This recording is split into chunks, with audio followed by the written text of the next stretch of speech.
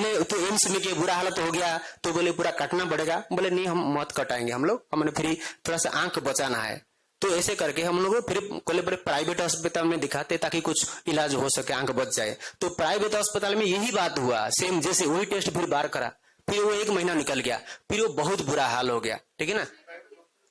हाँ, प्राइवेट अस्पताल है, उड़ीसा का बहुत बड़ा अस्पताल है, सम अस्पताल करके, सम अस्पताल, कॉर्पोरेट हॉस्पिटल है, बहुत बड़ा हॉस्पिटल है भुवनेश्वर का। तो वहां गए थे हम लोगों ने। तो ऐसी मतलब हमारा क्या, हमारे साथ ऐसे क्यों हो रहा है ऐसा? तो हमारा जीने का कोई अधिकार नहीं। हम लोग इतनी भ्रांति में, अभी जैसे कोई यहाँ रिपोर्ट लेके जाता है ना, स्कैनिंग का रिपोर्ट कोई बताते भी नहीं, बोलते रिपोर्ट लेके आओ, 4 दिन के बाद रिपोर्ट लेके आओ। अगर डॉक्टर लोग तो जैसे स्कैनिंग का तुरंत उसका फिल्म आ जाता है, फिल्म देख के क्यों नहीं बताते? तो बताना चाहिए ना। हम लोग को कुछ भी नहीं बताते, बस ऐसे ही सब कुछ छुपा के किया जा रहा है। हम खुलम खुला ये लोग जैसे बताते ना गुरु लोग की सब कुछ है। तो हाँ, अभी यहाँ आने के बाद तो 12 दिन में इतना फर्क पड़ गया हमारा। तो आप लोग तो सामने देख रहे, नहीं अगर 12 दिन में मैं थोड़ा सा हिम्मत नहीं करता, इसकी आंख चली जाती, बचती कि नहीं बचती वो तो किस्मत की बात है, लेकिन आंख आज नहीं होती। वो बहन के जैसे आंख चली गई, थोड़ी सी अगर हिम्मत करती ना उनकी आंख बच जाती आज। तो इसलिए हमने बहुत हिम्मत किया। ये सब इनकी शीर्ष है, इनकी सब आशीर्वाद है गुरुओं की। संसार में अगर गुरु न होते ना, सचमुच हमारा बहुत कुछ हानि हो जाता है। इसीलिए कोई भी अपनी हानि न करे, इन गुरुओं की बात माने, क्योंकि इन गुरुओं के जरिए ही हमारी सुधार हो सकता है। अगर भगवान के भरोसे रहेंगे, वो एलोपैथी के डॉक्टर के भरोसे रहेंगे तो अपने हानि कर देंगे। इसीलिए सबसे अनुरोध है कि अपने हानि से बचे। ठीक है। तो बस अब सबको यही हमारी सबसे यही प्रार्थना है, बस गुरुओं की बात माने। संसार में गुरु ही कुछ उद्धार कर सकते, गुरु ही सुधार कर सकते। इसीलिए मेरा तो दिल करता कि अब जैसे मेरी बहन की आंख बच गई, सब कुछ बच गई, तो इन गुरुओं के चरण में एक बार उनके चरण में मैं गिर पड़ू, ऐसे मेरे को। अरे थैंक यू, अरे गुड, थैंक यू, धन्यवाद, बहुत बहुत धन्यवाद, आभार, थैंक यू, जीवन बचा लिया, थैंक यू। देखिए, जीवन बचाने वाला तो ऊपर वाला होता है। आपने देखा जो भी नेचुरल थेरेपीज हैं वही आपको करना, चाहे घर बैठ के करें चाहे हिम्स में आके करें। अभी आपने सिद्धू जी का नाम लिया, सिद्धू जी की वाइफ का ट्रीटमेंट भी मेरे थ्रू ही चल रहा था, और लेकिन उनको उनकी ठीक होने से कितने लोग मोटिवेट हुए, और मुझे उम्मीद है कि निशा जी के ठीक होने से इसी तरह से हजारों और लोग मोटिवेट होंगे और ये रास्ता चुनेंगे। धन्यवाद, थैंक यू। तो अब हम बात कर लेते हैं हमारे अगले पेशेंट की, प्रतिभा जी आइए, आप चाहे तो यहाँ बैठ सकते हैं। इनकी कहानी थोड़ी ज्यादा दुखदाई है। उन्होंने तो राइट टाइम पे वहां से भाग के आ गए, but Pratibha ji right time पे भाग के आ नहीं पाई। लेकिन उसके आगे की और पहले की जो कहानी है थोड़ी सी जानना आपके लिए जरूरी है। उसके लिए आचार्य मनीष जी से को आग्रह करता हूँ, आए और थोड़ा सा आप बताएं। मैडम को ही दे दो, कल तो आप ही बताओ अपने बारे में। नमस्ते, ओम आरोग्यमस्तु। मेरा नाम प्रतिभा सामल है, मैं दुबई से आई हूँ। 2022 से मेरा कैंसर का जर्नी स्टार्ट हुआ। स्टार्टिंग में मुझे पेन होता था, हेडेक होता था। तो जैसे ही डॉक्टर्स के पास जाती थी तो डॉक्टर्स बोलते थे माइग्रेन का इश्यू है, साइनसाइटिस का इश्यू है, बट स्टिल मेडिसिन खा के ठीक हो जाता था, फिर दोबारा आ जाता था। तो फिर हमने एमआरआई कराया। एमआरआई में पता लगा कि ट्यूमर है आईज में। देन उसके बाद डॉक्टर्स को दिखाया, फिर बायोप्सी हुई। बायोप्सी में निकला कि कैंसर है। तो अपोलो हैदराबाद में मेरा ट्रीटमेंट चल रहा था। तो मेरा 1 साइकिल इंट्रा आर्टेरियल कीमो हुआ, जिसके कारण मेरा आईज का विजन ही चला गया। जो मुझे डॉक्टर्स ने नहीं बताया था कि ऐसा कुछ हो सकता है। तो अनफॉर्चुनेटली जब आई का विजन चला गया, डॉक्टर्स ने कहा कि आप एक काम करें, आपका आई रिमूव कर देते हैं तो ये कैंसर दोबारा नहीं आएगा। फिर हम लोग उनके बातों में आ गए और आईज का रिमूव भी कर दिए। फिर स्कैनिंग में आया, ये पिक्चर है जी, ये मेरा ओरिजिनल। नहीं करी थी इन लोगों ने, हाँ जी, वो हम लोगों ने गाइड करा। फिर इन्होंने खुला ही छोड़ दिया था जख्म जी, और रोज पस निकलता था, कभी पानी निकलता था, हाँ। कभी पस निकलता था, कभी पानी निकलता था, कभी इन्फेक्शन होता था।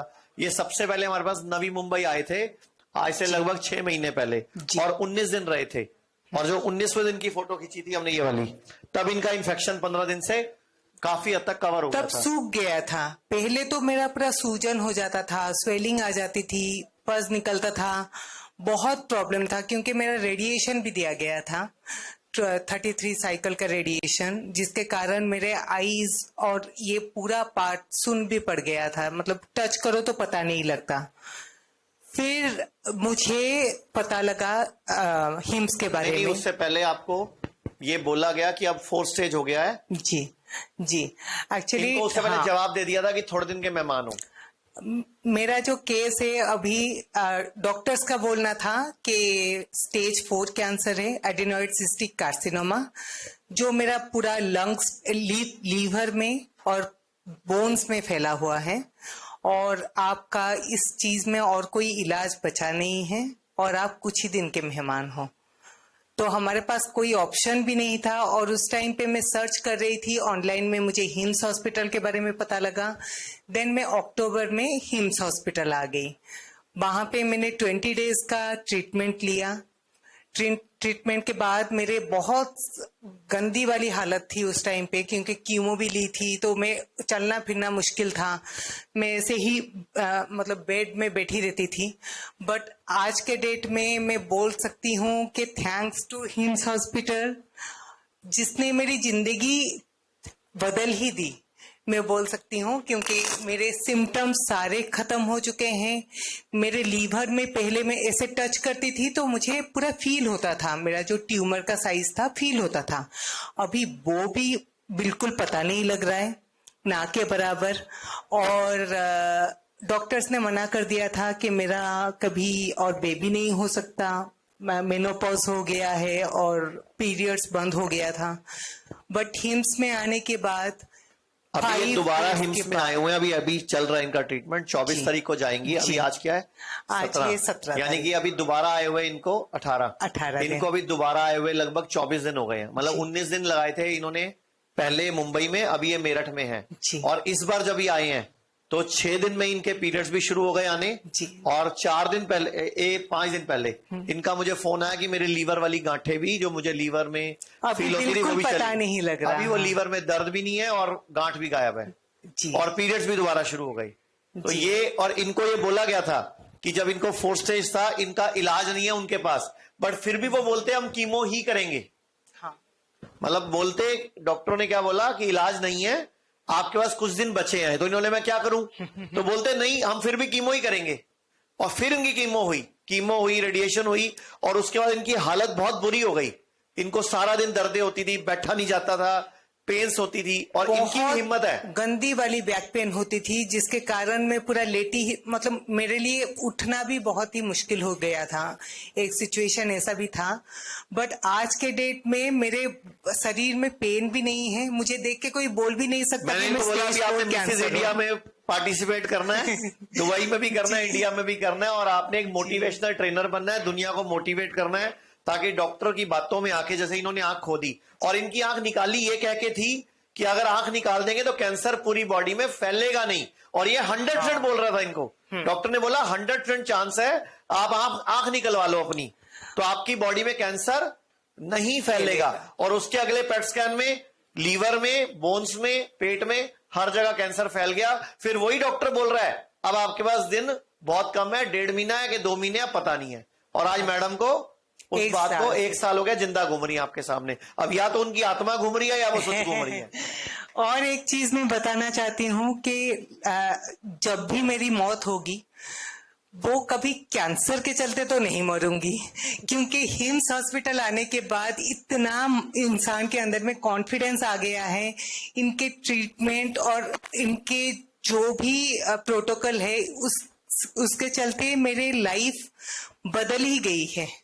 तो मैं इतना खुश हूँ आज के डेट में। मेरा एक 7 साल का बेटा भी है। अब तो ऐसा है कि मैं कैंसर को मारूंगी, मैं खुद नहीं उससे मरने वाली। जी। अगर आप diabetes, hypertension, heart disease, cancer, chronic kidney disease, liver failure etcetera से परेशान हैं और पूरी तरह से दोबारा स्वस्थ होना चाहते हैं, by correcting your body clock, by correcting your circadian rhythm, contact कीजिए अपने ही शहर में the nearest doctor BRC clinic और डॉक्टर BRC हॉस्पिटल।